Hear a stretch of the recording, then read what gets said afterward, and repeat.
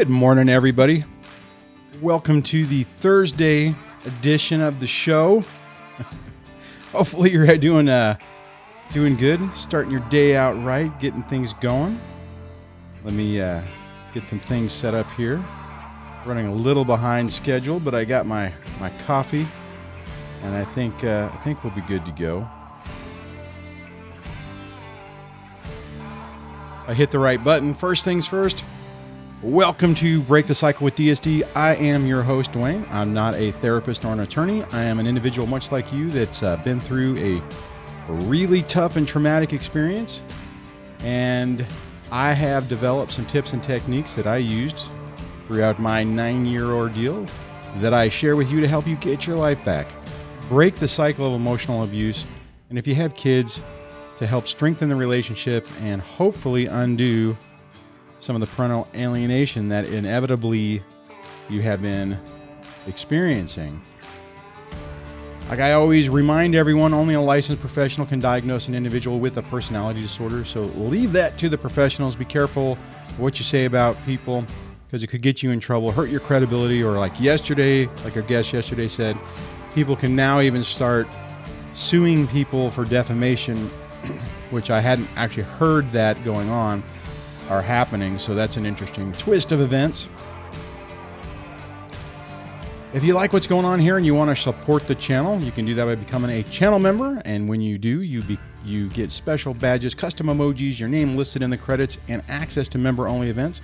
If you don't want to be a channel member, but you do want to support what we do, you can do super chats, which highlights your comments on a live show, and or find other ways, or through PayPal and other stuff through the Dad Surviving Divorce website. If you want to get a text notification of when the show goes live so you don't miss out, you can text DSDLIVE to 844-598-0012, 844-598-0012, and that'll put you on an SMS list. And at 5:55, right before I go live, you'll get a text message with a link for the show, so that you can just click that and just drop right into the show. And if you want to participate, the other phone lines are open. You can dial into the show, and you can do that by dialing 1-424-373-5483, 1-424-DSD-LIVE.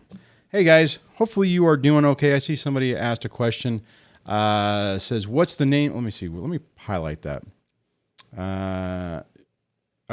I actually highlighted someone else.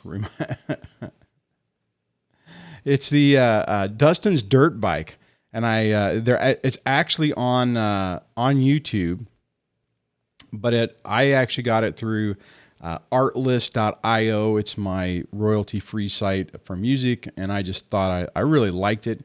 Seems to go really well, and yeah, I'm glad you guys like it too. It's like a good way to start the morning, right? I mean, it's just like fires everything up, gets everything going. Speaking of getting things going, I don't know if you guys noticed, I had posted that I wonder if I could pull this up real quick. Does it show up? I can't see it. But right here is where my Roadcaster goes that died. It kind of died. The clock started losing time. And I was sent it in, and they're replacing it, and I should have mine maybe today. It looks like it might be out for delivery today, so that'll be nice. I'll be able to get my setup right back, make it right as rain, so to speak. Anyways, let me just see what's going on in the comments this morning. I don't know about you guys, but I am like dragging today. Let's see. Well, I'll grab this one. LJ says, I just had a call with my attorney because my ex has not complied with custody. He has not seen kids 5 times in 2 years. I hate this. Is it better for the kids don't see a narc? The kids cry over him and ask. Okay, that's a really great question, and it's nuanced. Let's just say right off the bat, this is super tough for kids, and to be rejected by a parent is very confusing. They don't understand why. They take it very personally, hence the reason why they're asking and crying.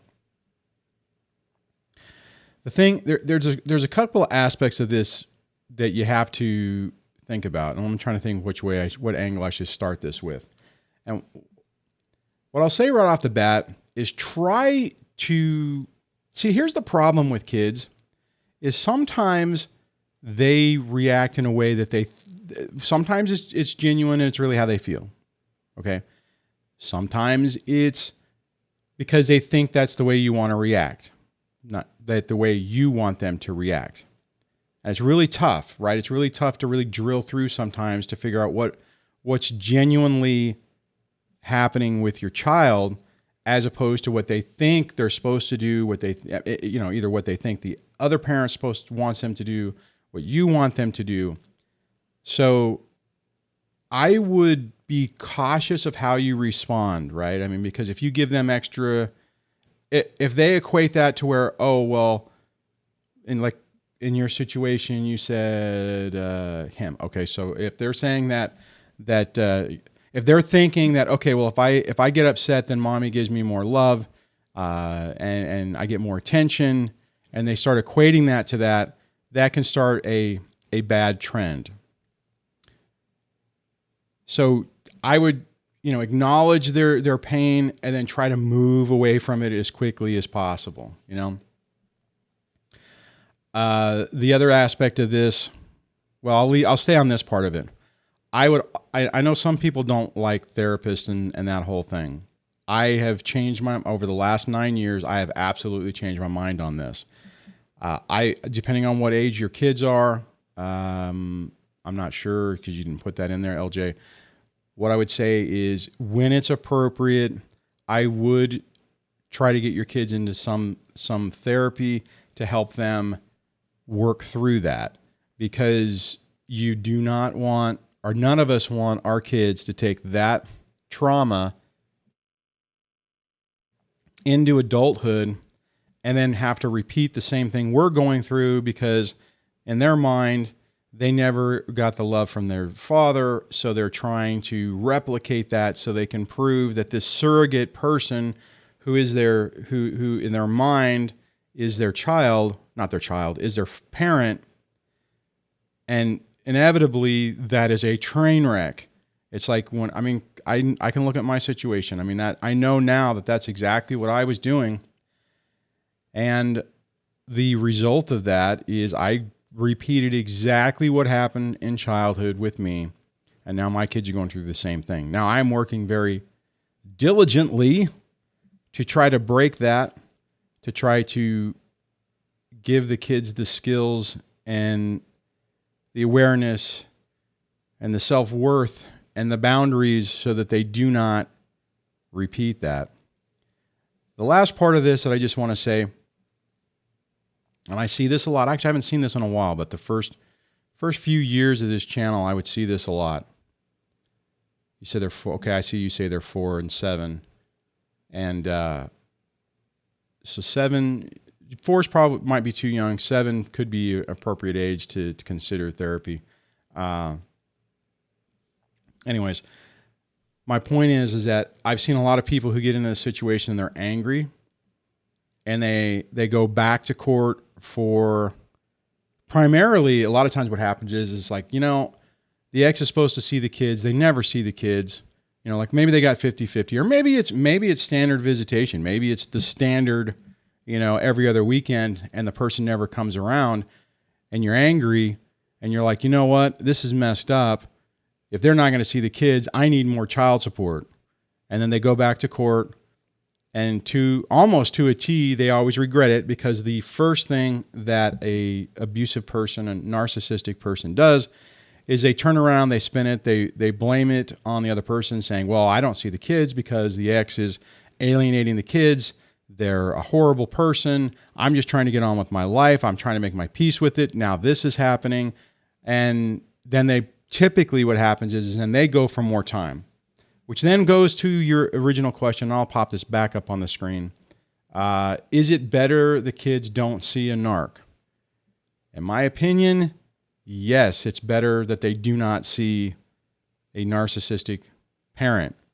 So, in my mind, and I don't have this isn't what happened to me, but in my mind, if you have a person who is not inserting themselves in the kid's life or does it very rarely, in a lot of ways it's a blessing. It's hard on the kids because they're dealing with that trauma and that abandonment. However, you having less interaction of a person who's basically going to try to burn your environment to the ground is a positive thing. Hopefully that helps and answers that question. I do want to recognize, I wonder if I can pull this up over here. A new member, MFA, has become a new member to the channel. So welcome and thank you for that. Make sure if you are on the Discord that you link your Discord account to your YouTube account, and it'll automatically give you permissions to the member only area in the DSD Discord. So I wonder if that'll, yeah, there it goes. Okay.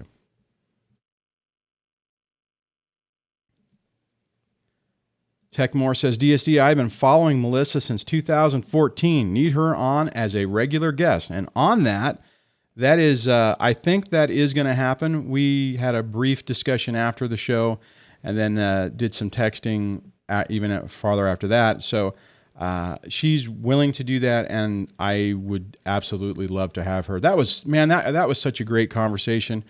If anybody who is watching this right now didn't see that or doesn't know what Techmore is talking about, yesterday we had Melissa Isaac from the Isaac Law Firm out of Montgomery, Alabama, who is a father's rights or a men's focused channel, not channel, a men's focused attorney.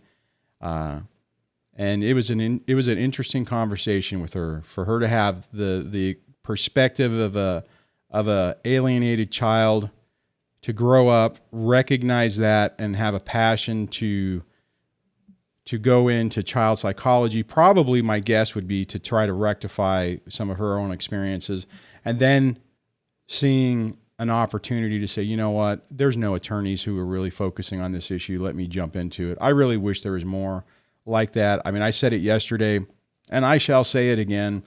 I would have loved to have had her as my attorney. I know some of the stuff, we didn't really talk about it too much. My ears clogged up on the left. It's uncomfortable. For anyone watching the video and saw me do the ear popping yawn. Anyways, but I would have absolutely loved to have had her as my attorney.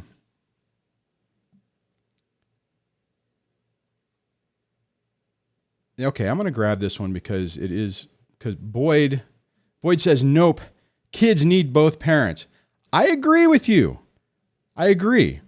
However, if one of the parents is caspering out and is spending all their time someplace else, don't go chasing them. If they're in the life and they're going to show up, great. If they are going to go and do other things and ignore their children and not be a part of it, pushing that button is I've seen it time and time and time and time again. It turns into a frickin' train wreck. And I agree with you, Boyd, but what typically happens is like that person who has been looking away from their kids and the ex freaking turns back around and focuses every ounce of their energy on that situation. They ramp up parental alienation to a T, and most of the time it sends the kids into a tailspin because the emotional manipulation that's happening towards them is just turned on to 1,000, and then the kids basically start saying, it's because of you. You've done this, you've done that, and it turns everything into a train wreck. I had a piece of advice from a friend of mine that I worked with, and I didn't understand it at the time because I was so angry about this. I was kind of in that mindset. I was in that mindset that things needed to be fair and they needed, yada, yada, especially with the money aspect of it, because I was just getting brutalized. And I was talking to this buddy of mine at work, and he had full custody. It was completely opposite. He had full custody of his kids. The ex was not paying attention to the kids at all, was living with her new boyfriend, and would barely come over and see the kids, would barely engage. And And I was like, man, that is so messed up. I mean, if she's supposed to have 50-50 and she doesn't have, I mean, it's more like, 99's, 1, you're paying too much. You need to, you need to hold her accountable or whatever. And he's like, brother, here's the deal. I'm paying to keep her away. Every time she comes around, she messes with the kids, screws with their heads. It sends everything off the deep end, and I have to spend weeks trying to undo the damage that she's done. And to be perfectly honest, even when he said it to me, I didn't get it. I'm like, that is no, you should force the issue, man. And I can look back on it now, and that guy was spot on right. He's like, man, if I go back for that, she's going to turn around and like that. Just what I said is what he said to me would happen. And I've seen it to a T. The sad part is, Boyd, is you are absolutely right. The kids do need both parents, but sometimes they just don't show up. But I appreciate you saying that, because I mean, I don't want my message to be skewed or not clear. Oh, speaking of guests, going back to the Melissa thing, it appears as though an actual special thanks to member Tiffany, who reached out to Amy Baker to see if she would be willing to come on the show and talk about parental alienation and co-parenting with a toxic ex, and her different views and products and books and resources on parental alienation. Looks like maybe next week we might have Amy on the show. So watch out for that. I'll probably be asking for specific questions from you guys for topics to hit while we have her on the show. Haven't finalized the date yet. I'll work on that later today. But that's exciting. And I do have to admit that the email that Tiffany sent out to Amy was a heck of a lot better than when I drafted up. I'm like, dang, hell, I want to be on that show. Isn't it weird how it's hard to write stuff about yourself? I need like an administrative assistant who can like be that go-between, so I don't torpedo myself. Boyd says, thank you for the clarity. Well, thanks for saying that. I'm glad you're still around, and I appreciate you. Like I said, I do appreciate you mentioning that, just so that I can clear that up. Oh, you know what? I want to grab this. Where is that? Scorps. Oh my gosh. It's like sometimes the chat's not even going that fast. And I'm trying to, where is that? Yeah, okay. Scorps has said they'll eventually be rejected when they don't follow the quote unquote narc rules. That abandonment hurts on multiple levels. Oh, it does. You know what? And here's the thing. Not to say that just because a parent has been basically erased means that they're the bad one. If you take my situation, my personal situation, I was alienated from my father. For his own mental sanity, he basically just had to say, okay, you know what? I was able to save one of them. I wasn't able to get to the other one. That would be me. I would be the other one. And I spent a lifetime not understanding why my dad didn't love me, didn't want to be around me. My mom had screwed with my head so much that I believed all the crap that was said. Even with it, I still wanted a relationship with him, but that absolutely followed me into adulthood. And I constantly was trying to repair the relationship, but even when I was trying to repair it, I was still under the spell, under the influence of my my mom. So I just want to also be clear that just because you have a situation like that, I guess what I'm saying is that if, as I'm talking about that, if you're like, hey dude, that's me. I can't see my kids. My ex is making it to where I'm out of their life. She's telling everyone this whole stuff. I get that happens. I absolutely get it. And that's what makes this this whole situation so freaking hard is that it's really difficult to know what's real. Who's telling the truth? What's really going on? My approach has always been on this channel is I basically decide, okay, if you're here, I'm believing your story. I mean, obviously there's two sides to every story, and I try to provide actionable options that make the situation better. But I mean, I get it. Like I said, my dad was on the flip side to that, and up until way into adulthood did I realize that it wasn't quite the way it seemed. And to be perfectly honest, I can say that he didn't necessarily help. Every time I had an interaction with him, he came across as angry and bitter. So I just took a lot of what he said with a grain of salt because I figured it was colored under that. And it took me a long time to really see what was going on. So, all right. Chaco says, I am always having the same nightmare that my kids will never wake up from that alienating dream where they think whatever the narc mother tells them.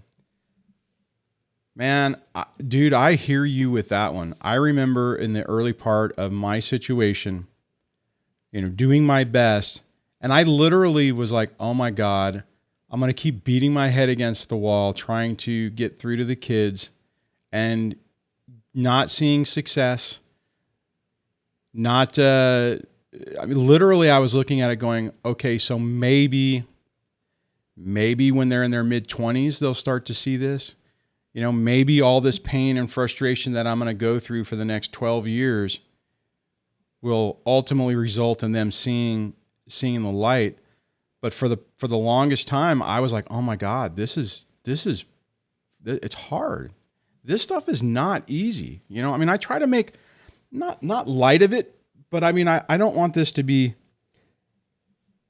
a completely depressing channel. And I don't want, I want to give you guys hope, right? Because I didn't have hope in the beginning part of this. I didn't have a DSD channel that I was going to with somebody who was talking about narcissism and cluster B and NPD in relations to a failed marriage with kids. When I first started looking for information about 7 years ago,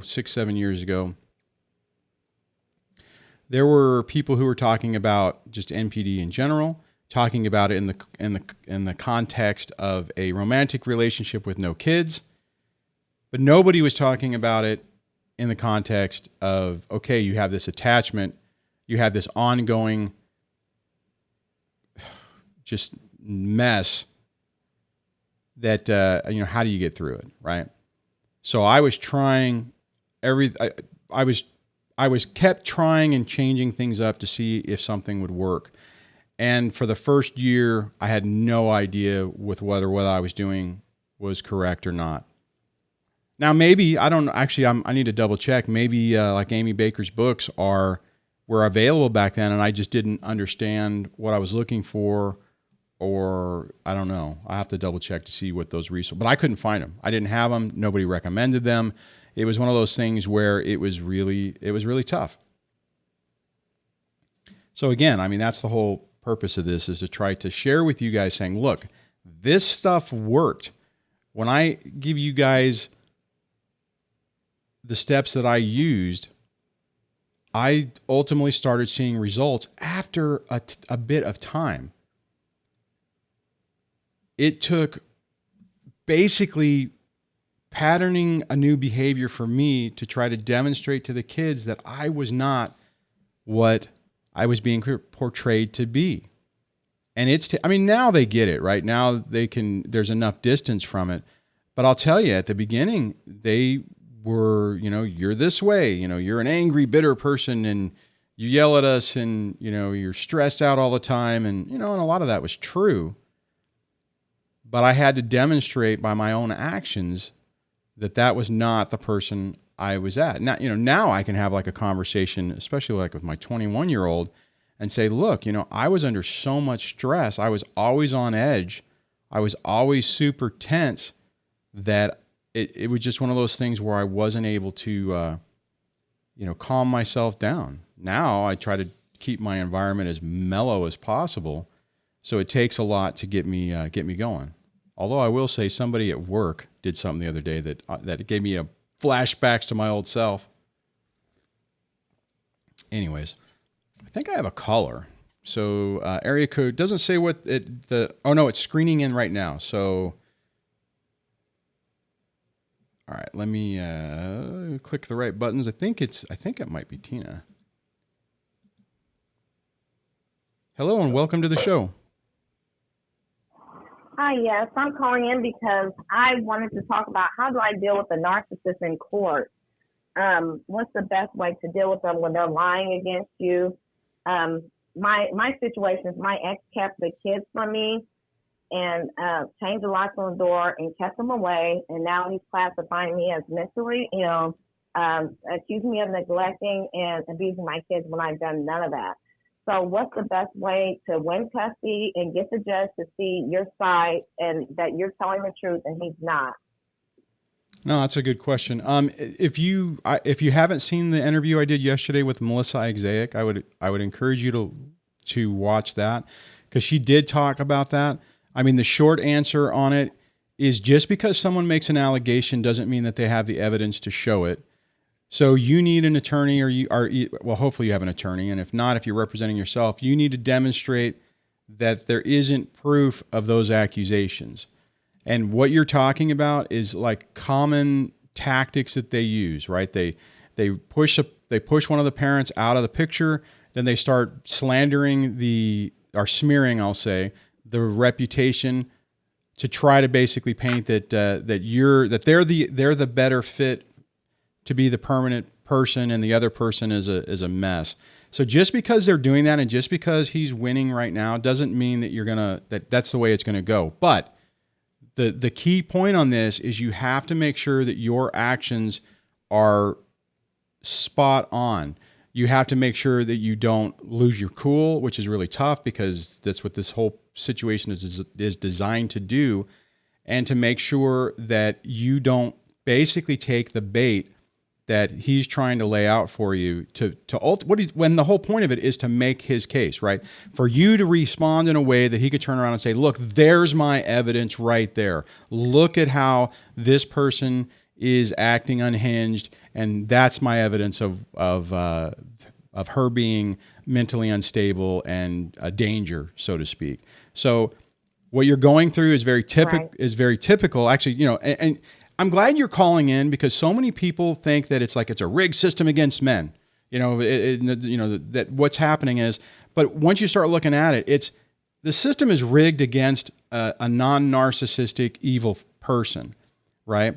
So it doesn't matter if a man can just as easily do exactly what you're just describing as a mom. I mean, it's more common for, I guess, the mother to do it, but what the situation you're in is exactly the tactics that they use. You just have to be very careful that you don't reinforce anything or, like I said, demonstrate that what they're saying is true, right? And the sad part is typically when they hit, and it's like this is what Melissa was talking about yesterday, oftentimes they prime the pump, everyone is already convinced thinking, this person has a problem, and it's like they're hyper-focused looking for it. So you just have to make sure that you don't demonstrate any of those things. Does that make sense? Yes, it does. And if it's okay, I have another question too. Sure. Okay. My thing is also there's like false evidence on the court docket. And I wanted to say something in court about it, but I was advised not to say anything. And so how would you recommend I deal with that? Because I want the judge to know the truth, that that's not true about me and he's lying. However, with an attorney, I mean, it's good to have one, but I was advised not to say anything, or that wasn't important, leave it alone. But I don't want my reputation to be tarnished. So should I just keep the attorney for a couple, I don't know, maybe a month or so because like in court, you build up your time to have time with the kids. I'm just now having time with the kids alone. Okay.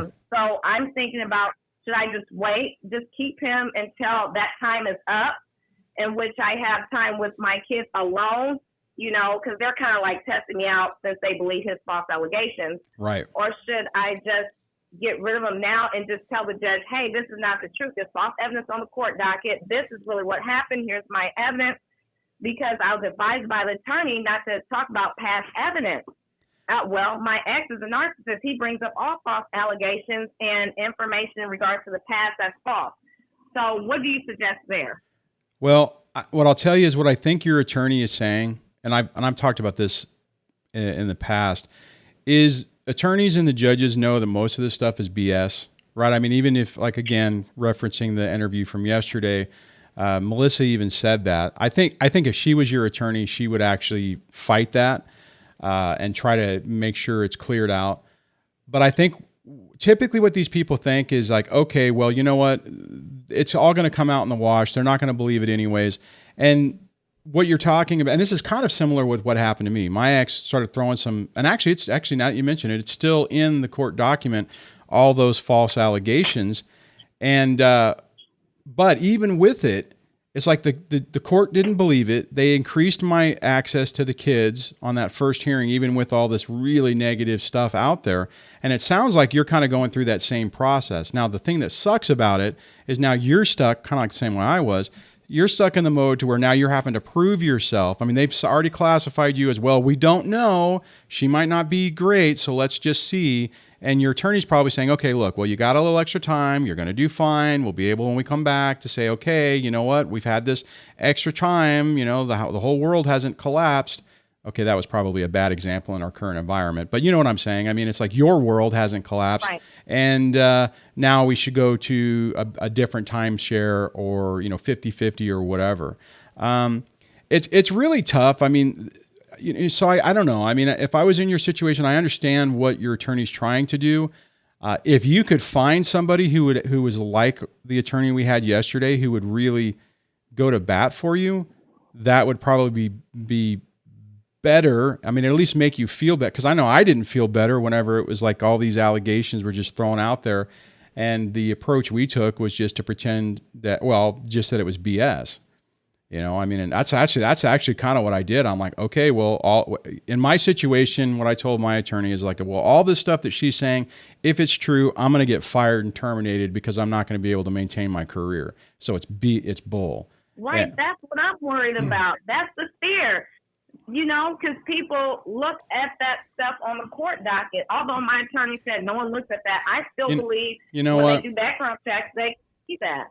I have a career where they do the initial background checks, and then I'll just say this, every 5 years, I have another reinvestigation where they go through everything. Nobody looked at it.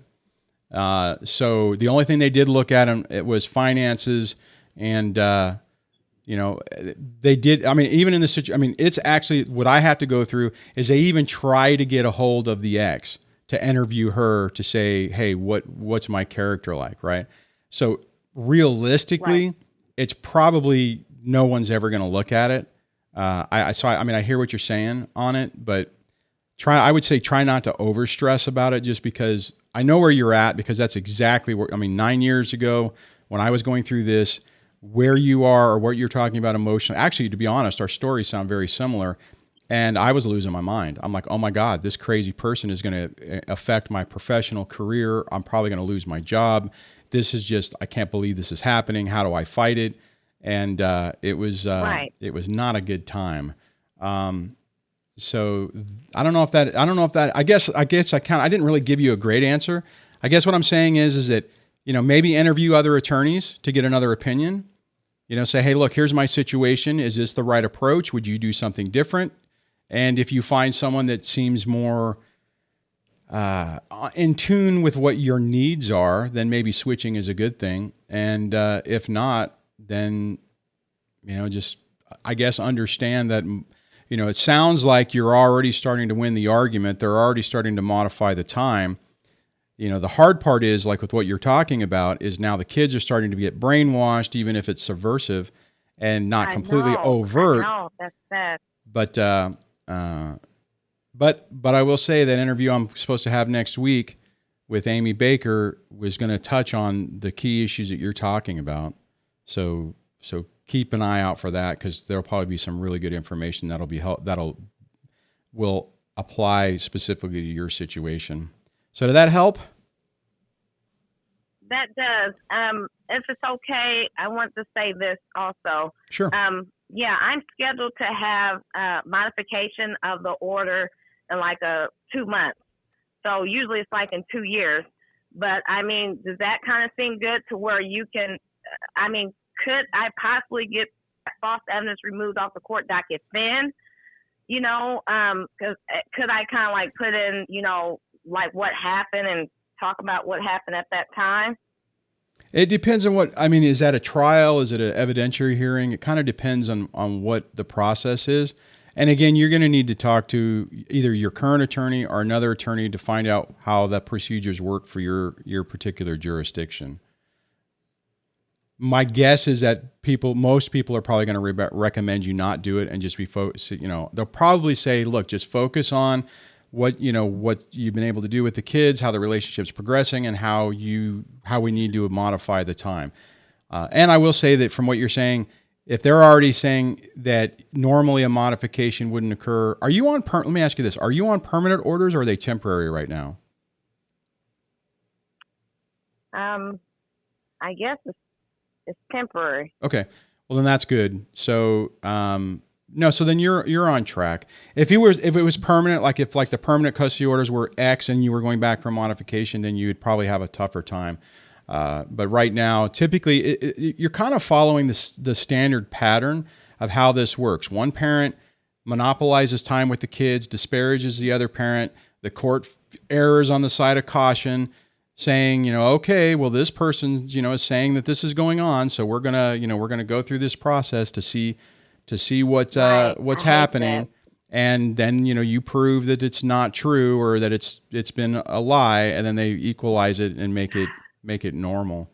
When I say normal, I mean more like towards 50-50 or change it.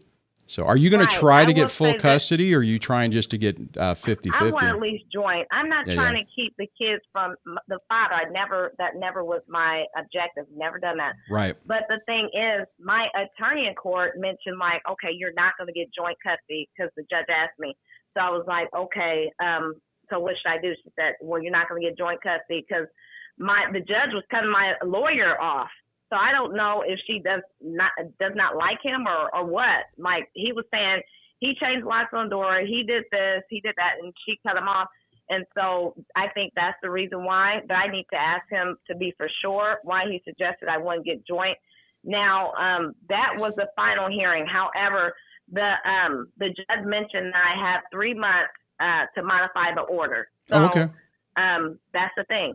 That's why I was thinking about maybe getting information in that way. I mean, are you still thinking the same way pretty much? Like, that could not be the designated time to do that. We should just talk about things moving forward. Or perhaps that now that you know what's gone on, like I explained it more clearly in detail what's gone on, do you think I should incorporate like really what happened then? It depends. If the judge is already cutting your attorney off and is leaning towards the other side, then you got to be careful because if he's already buying into some of that, you could potentially be taking the bait and hurting your position more. I would encourage you, if you can, just do a consultation with another attorney in the area. If you can find one that has a good reputation, word of mouth, or has, people, if they say, oh, Attorney Smith is whatever. I mean, you hear good things like wins a lot or whatever. Chat with them and find out, because unfortunately in family court, a lot of it has to do with the reputations and the relationships that the attorneys and the judges have. We go in there thinking that it's all based on truth and integrity and, our day in court. And unfortunately, especially in family court, it doesn't typically work out that way. And it's a very bitter pill to swallow. So you might, in this situation, and since you're kind of on the rails, so to speak, you might want to just for your, here's the thing. If you go do an hour consult with another attorney, even if you have to pay, maybe $100 or something. Like I think in our area, well, some areas you have to pay, some areas they'll do a free consult, and just say, look, here's my situation. This is what's going on. I'm not sure if I feel comfortable with this. Am I going down the right path? And if you talk to one or two and they're like, oh yeah, your attorney, Attorney Bill is phenomenal. Or I think you said it was a female, Attorney Sue is a male. Okay. If they say that, oh, that's a, great person, you got, it's good. I agree with that. Then at least it gives you a little bit more understanding what's going on. The only caveat on that I would say is, okay. So I tell my situation and then mention the attorney's name as far as to see how their reputation is. Is that what you're saying? Yeah. The only thing, the last part on that I was just going to say is just be careful of that, because a lot of them aren't going to disparage, or they're not going to necessarily say anything bad about another person because they have to work with them. Right. So, I mean, I wouldn't necessarily expect them to say, oh my God, you need to get away from that person.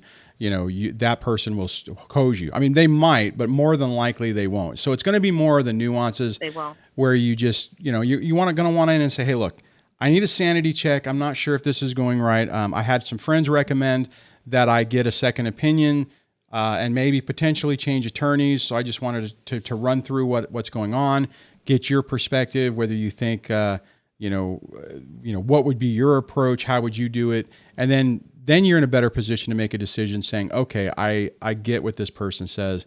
And it's really tough. I think most of us end up in a situation that most people don't. I mean, like I tried to get a recommendation for an attorney. Nobody was telling me anything.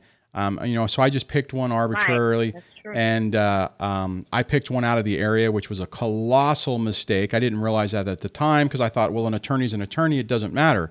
Right? They come into battle, they have their armor and everything. And I didn't understand the relationship factor and the fact that local attorneys know the judges, they know the other attorneys. They can, the other attorneys will actually call them back, because when I had an attorney outside of the area, which is my first one, the ex's attorney would never return his calls, would never respond. Whereas when he ended up getting sick, so I ended up switching to a local attorney who had a much better reputation. And now all of a sudden, the other attorney would respond, stuff was going back and forth. And a lot of it is relationship based and professional reputation based, which is absolutely wrong, but it's the reality of it. That's true. It's the reality of it. Yeah. That's what I'm saying. So yeah, you gave me good advice. I'm going to go ahead and do that. Any other suggestions that you might have? No, I think take that and go with that. Like I said, I would recommend you watch the Melissa Isaac law firm interview I did yesterday. I haven't read this book, but this Co-Parenting with a Narcissist, or Co-Parenting with a Toxic Ex from Amy Baker, sounds like a really good book and looks like it helps to deal with the psychology of what your kids are going through and gives you better techniques on how to deal with that. You might want to read something like that. I had read way back in the day, Divorce Poison. Let me see if I can pull this up real quick. It was Divorce Poison by Dr. Richard Warshak. It's an older book, but that gave me a lot of information on how to deal with it too. I think Amy's information is probably a little more updated, but I would, bottom line, and try to find some resources to help with your specific situation. Would probably give you a little bit of peace of mind, help you understand what's going on, and give you some pointers on what to do to try to undo some of the damage that's already happened. That's what I need to do, because I also filed, and I don't know if I did the right thing or not, but I did. I filed to vacate an order because I was thinking about actually getting rid of the attorney. Because like what you were saying, when I saw that false evidence on the court docket, I got shook. I got afraid because I'm like, okay, like how you said, this is not true about me. This could mess up my reputation. This could potentially mess up other things that's very important to me. Right. So, this is a lot to deal with. Oh yeah. So I just wanted to make sure. Yeah. I'm glad you have this mind open, because I think a lot of people don't understand if they have never gone through this. Oh, absolutely. So, yeah, because you get so confused, and I've never been so confused in my life, honestly. Yep. So, it's an emotional process, but you still got to think logical. Yeah. So, yeah, Thank you. And how often are you on the line? I'm at Monday through Friday, 6 a.m. to 7 a.m. Pacific. The only time I don't have the lines open is when I have a guest. I don't do call-ins on those days. Other days, it's a call-in show. So yeah, tune back in. Okay. Subscribe so you don't miss the notifications. All right. Thanks for calling. Okay. Well, thanks. No problem. Thanks. Bye.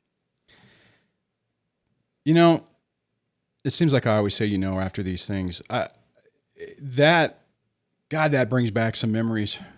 I remember feeling the exact same way.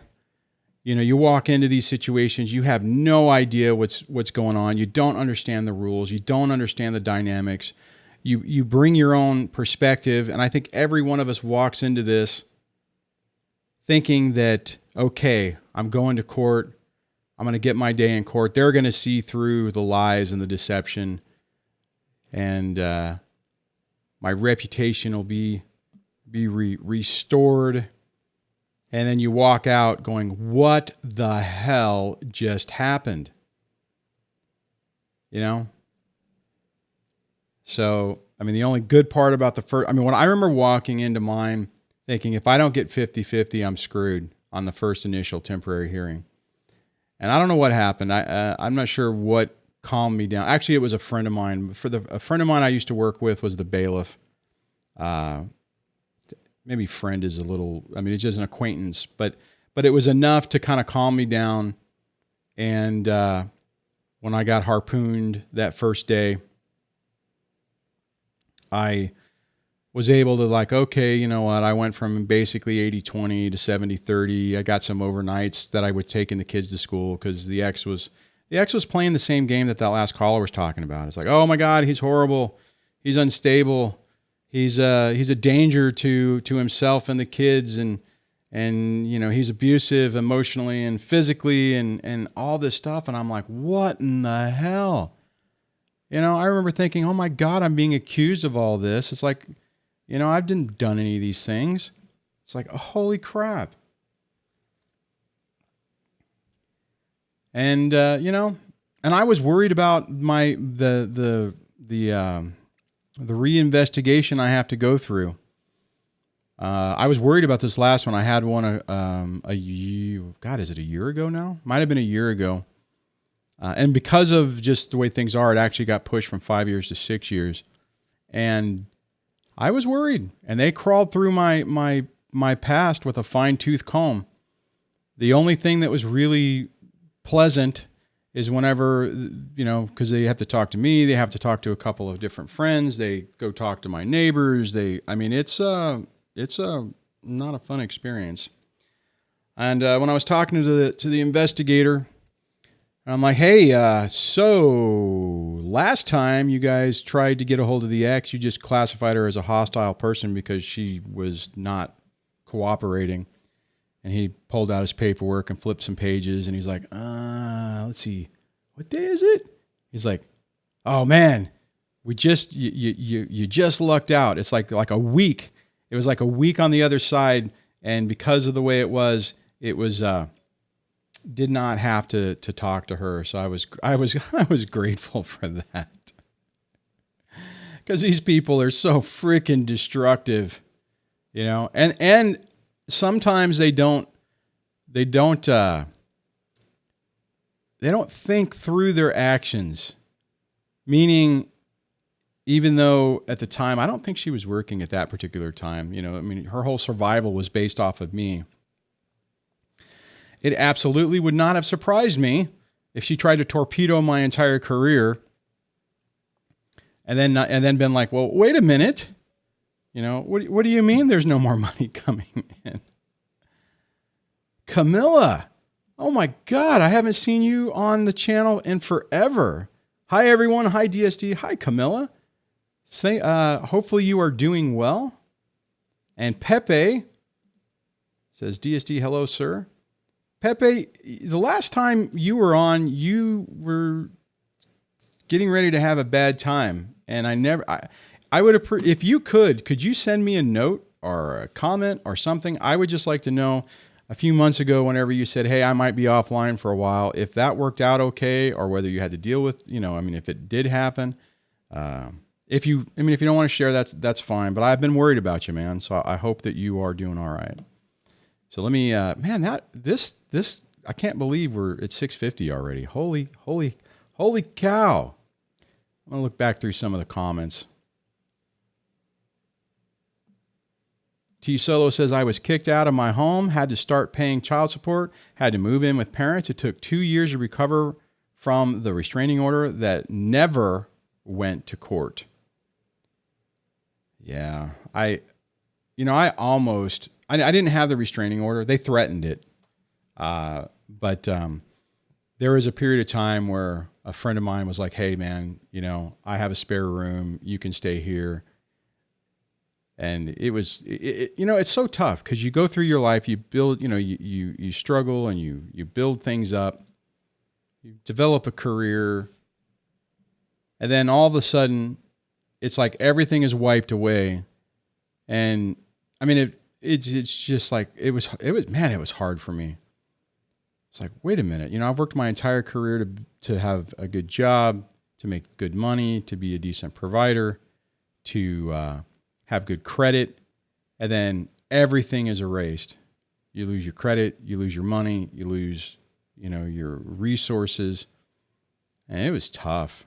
I mean, I remember before we switched to, before they finally agreed to 50-50, so I was paying, at 64% of my take-home pay was going to her. Plus I still had to pay for my own house and food and gas. And I'm like, I remember sitting in my office and just to paint this picture, at the time, I was a senior manager. I ran the entire operations section of where I work. I ran the phone guys, the cable maintenance folks, the small computer people, the help desk, the publications group, the Spectrum wireless stuff, the Lamo radio stuff, the servers, the network, all of that. And here I am thinking, oh my God, I may have to start sleeping in my office under my desk because I don't have the money to drive back and forth to home. I can't turn the air conditioner on because I can't afford the electricity. I mean, it was devastating. And because I was so worried about finances, I closed all the credit cards. So, my big, huge limits I had access to, that we both had access to, I had to close those because I was scared to death the ex was going to go buy a freaking car and be like, oh, that's joint debt. Oh yeah, I just, everything's maxed back out. And that's a standard tactic that people do too. Not good times, right? I mean, and I bring that up because if I'm saying that and you're like, oh my God, that's my life. Look at me now. Hopefully that's a positive thing. But what I mean is that, I've emotionally recovered from this. I haven't necessarily financially recovered, but I am happy. I am happy with my life. I'm super happy of being away from that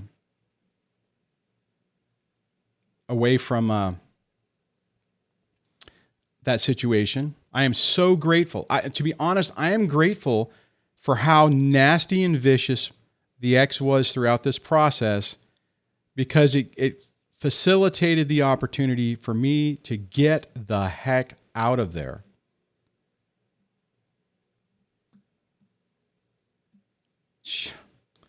All right. Pepe says, and this is what I was afraid you were going to say. So I was arrested and put in jail for 48 hours because I was on leave from my job due to COVID and was behind on child support and couldn't pay the arrears. See, this is so...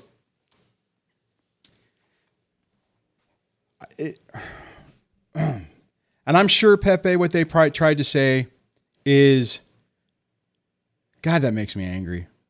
They probably tried to say, well, you just, you intentionally got on there. You could be working. And they're like, well, I guess we'll just throw him in jail for a few days because, no one wants to be in jail. Damn it, Pepe. I'm sorry, man. I was worried about that. I hope you're keeping your head up through all of that. Ugh. Whoops. I hit another comment, which I didn't Did I do that on purpose? How did I even do that? I don't even know how that happened. I'm going to pop that off because I wasn't expecting that. Man, that God dang it, that threw me for a loop. Good, because I'm good now. Judge was wondering why someone that wasn't late before with zero criminal history was in jail. See, there's too much damn power. You know, okay, and I know we're running out of time. So this is what I want to say. Because I know for me, like reading this and dealing with this would have sent me into a tailspin 8 or 9 years ago. Because it's like the unfairness of it. If you're dealing with this, just know that whatever you're going through right now is just right now. You know, we can all get through this, overcome it. Just don't let it destroy you. That's what they're trying to do. They're trying to break you. They're trying to prove to you, like, I have power over you. You know, I have control. You can't get away from me. Well, the reality is, as soon as the 18 years is over and family court's done, there's not a whole hell of a lot they can do to you. Now, the reality is if you're in arrears, the state is still going to come after you. The state is still going to harass you. But Pepe, that has been I don't really worry about. I'm kind of to the point now that I like this. You say, DSD, it's a life lesson. I'm an optimistic person. That's kind of where I'm at now. I'm like, you know what? Whatever happens, I'm just going to roll with it. But I was so scared to death. Like talking about before about, worrying about my career. I'm like, oh my God, I'm going to lose my job because of this psycho. And then I'm going to be in arrears, and then they're going to throw me into jail. And then my whole, and then it's like that catastrophic thinking just started taking over. I don't want to end up in that situation, and I'm going to work as hard as I can to make sure. I got 3 years, a little less than 3 years left. 3 years left. The only thing I have left is alimony. And I fully understand that if I fall behind on alimony, I could probably still end up in jail, but it'll be a little bit different than with child support. Because then, if my understanding, and I could be wrong, is that once the kids are done, then that other money is a civil matter, and it's a completely different thing. So, well, Pepe, I'm frustrated for you. Your optimism is actually calming me down, so I appreciate that. So thank you for sharing with that. Let me see what else is going on in the comments, because we're running out of time.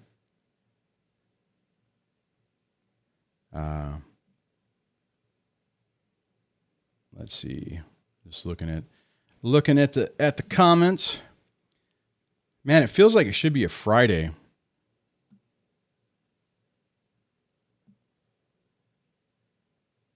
Oh man. Cami says I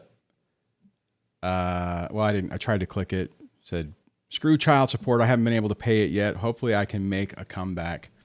Yeah, guys, here's the thing. If at all possible, and I get sometimes, like in my situation, if I would have lost my job and they would have had it assessed at the same amount, I don't know. I would have had to have won the lottery. Well, not win the lottery, but I would have had to fallen into just an obscene amount of money to be able to pay it. If at any chance you can be, not fall into the arrears thing, try, right? Don't even play games if you, because I did that a couple of times, and it made my life more complicated. It felt good at the time to have a little bit of payback, but ultimately it wasn't really worth it. So on that, I'm going to try to do this before the last few seconds.